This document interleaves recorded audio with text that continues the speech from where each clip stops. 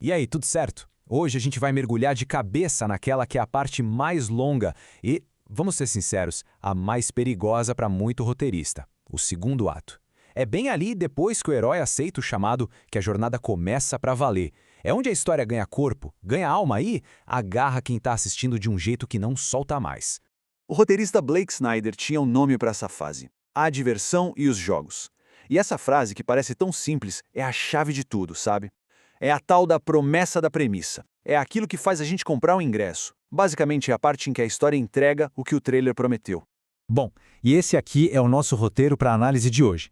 Vamos passar pelo coração da aventura, pela missão do herói, pelos pilares que sustentam tudo isso, ouvir o que os grandes mestres dizem e, claro, aprender a fugir do maior pesadelo de qualquer roteirista, a famosa barriga do roteiro.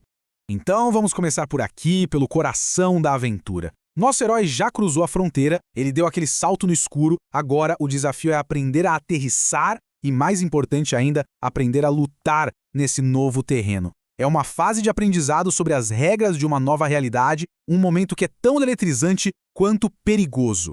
Christopher Vogler define essa etapa de uma forma bem clara. Como a gente vê aqui, o herói meio que deixa de ser um turista para virar um jogador. Ele está ali explorando, sacando quem é quem, quais são as leis desse universo e, principalmente, descobrindo do que ele mesmo é capaz. É tipo uma preparação intensiva para o que vem pela frente.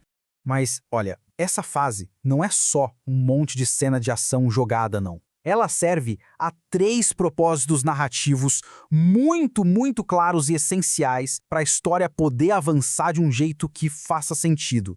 Primeiro, o herói tem que desenvolver habilidades. Ele vai treinar, vai errar, vai apanhar, mas vai levantar mais forte. Segundo, ele constrói a rede de contatos dele. Ele saca que não dá para vencer sozinho e que vai precisar de ajuda. E terceiro, a ameaça vira uma coisa real. O vilão deixa de ser só uma ideia e passa a ter rostos, capangas e a colocar obstáculos de verdade no caminho. E para construir essa parte da história de um jeito que funcione, o roteirista precisa equilibrar 3 elementos-chave. Pensa neles como os blocos de construção que dão toda a sustentação para o segundo ato. O pulo do gato sobre os testes é que eles não são sobre ganhar ou perder. Não mesmo. A função deles é outra. É escancarar as falhas do personagem. Pensa comigo, se o herói é meio arrogante, o teste tem que dar uma rasteira no ego dele. Se ele é medroso, o teste vai empurrá-lo para ser corajoso.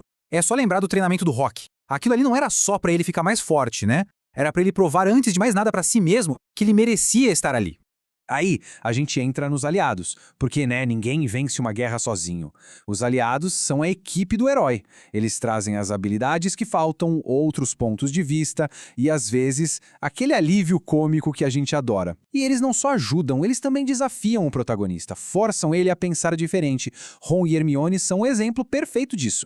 E por último, os inimigos. Mas atenção, aqui a gente não tá falando do chefão final ainda. A gente tá falando dos capangas dele, dos obstáculos menores, daquelas forças que mantêm a pressão o tempo todo. Os Stormtroopers são um exemplo clássico. Eles não são o Darth Vader, mas eles mostram o alcance e o poder do Império em cada bendita cena. Ok, agora vamos ver o como escrever essa frase, passando pelas lentes de 3 gigantes da teoria de roteiro: Vogler, Snyder e McKay. Cada um deles dá uma dica de ouro. Para o Vogler, essa fase é como uma espécie de seleção, um ritual de entrada. O mundo especial está testando o herói, para ver se ele aguenta o tranco, se tem o que é preciso para continuar. É nesse momento que as alianças se firmam e as inimizades ficam bem claras. Já o Blake Snyder, como a gente viu, foca totalmente na promessa da premissa. Se o filme é sobre um cara que ganha superpoderes, é aqui que vamos vê-lo aprendendo a voar e tropeçando, caindo, se divertindo com isso. É o coração do marketing do filme, são as cenas que todo mundo está esperando para ver.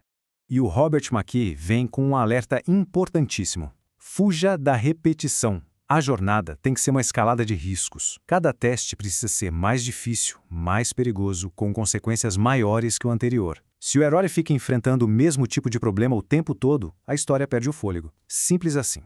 E essa tabela aqui ilustra perfeitamente como esses pilares funcionam juntos. Olha só. Em Matrix, o treinamento do Neo são os testes, a Trinity é a aliada fundamental e os agentes são os inimigos que não dão trégua. Em O Senhor dos Anéis, cruzar as Minas de Moria é um teste brutal, a Sociedade do Anel é o grupo de aliados e os orcs são os inimigos aparecendo a todo momento. Essa estrutura se repete porque simplesmente funciona. E agora chegamos ao maior perigo de todos para o roteirista nessa sessão, a tal da barriga. Sabe aquele momento em que a história parece que se arrasta, que perde o ritmo, que não vai para lugar nenhum? É disso que estamos falando. A barriga acontece quando as cenas vão se acumulando, mas nada realmente muda. O herói passa por uns testes, encontra umas pessoas, mas ele termina a cena do mesmo jeito que começou. Isso é veneno puro para a narrativa. Mas felizmente a solução para isso é bem direta e poderosa. O segredo é um só: mudança. Cada cena, cada teste, cada conversa tem que causar alguma transformação do protagonista. Ele pode sair mais confiante ou mais assustado, pode sair ferido ou pode descobrir uma informação que muda tudo. Se não tiver mudança nenhuma, é um sinal vermelho de que aquela cena talvez não precise estar ali.